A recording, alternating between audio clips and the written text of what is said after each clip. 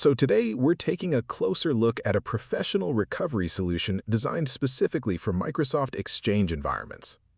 Stellar Repair for Exchange is a specialized utility developed to recover inaccessible or corrupted Exchange server databases, commonly known as EDB files. In enterprise environments, these databases are critical because they store mailbox data, emails, attachments, contacts, calendars, essentially everything tied to user communication. And in real-world situations, these databases can become inaccessible for a number of reasons. It could be a server crash, a storage failure, a power interruption, or even an improper shutdown. When that happens, the database may fail to mount, and access to mailbox data becomes unavailable.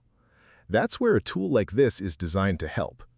Instead of relying on manual recovery methods or complex command line tools, it provides a structured way to scan the database, identify recoverable data, and restore it in a usable format. Now, instead of keeping this theoretical, let's walk through how the process looks in a practical scenario.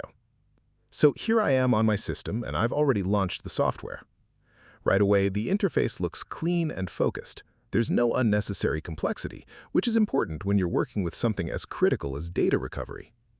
The workflow is clearly guided. You start by selecting the Exchange database file.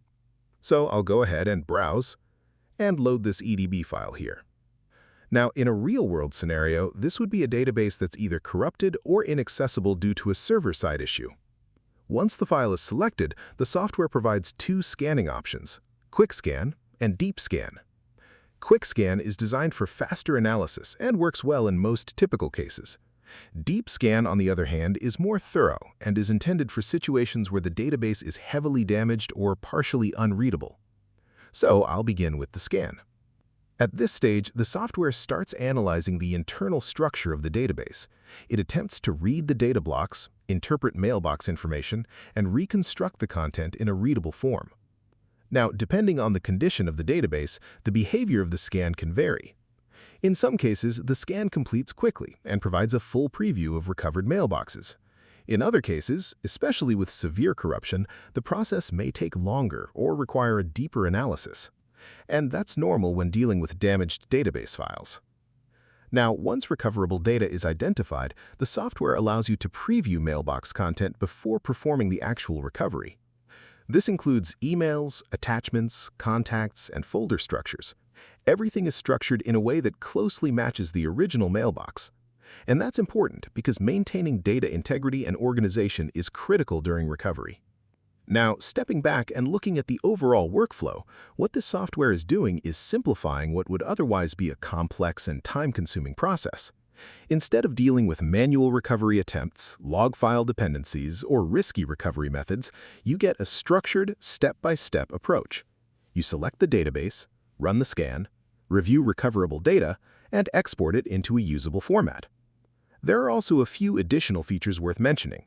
For example, the ability to prioritize specific mailboxes. So if certain users or departments are more critical, you can recover those first. There's also support for handling large EDB files, which is important in enterprise environments. And features like parallel saving can help speed up the recovery process when dealing with multiple mailboxes. You also have the option to save scan information, which allows you to pause and resume the recovery process without starting over. So overall, this is designed to be a practical recovery solution for Exchange environments. It reduces complexity, provides flexibility in recovery options, and helps maintain the structure and integrity of mailbox data. If you're working with Exchange servers, managing email infrastructure, or preparing for unexpected database issues, this is definitely a tool worth considering.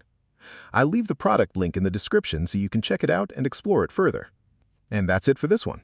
Now you have a clear understanding of how Exchange database recovery works in a practical, real-world scenario. Thanks for watching, and I'll see you in the next one.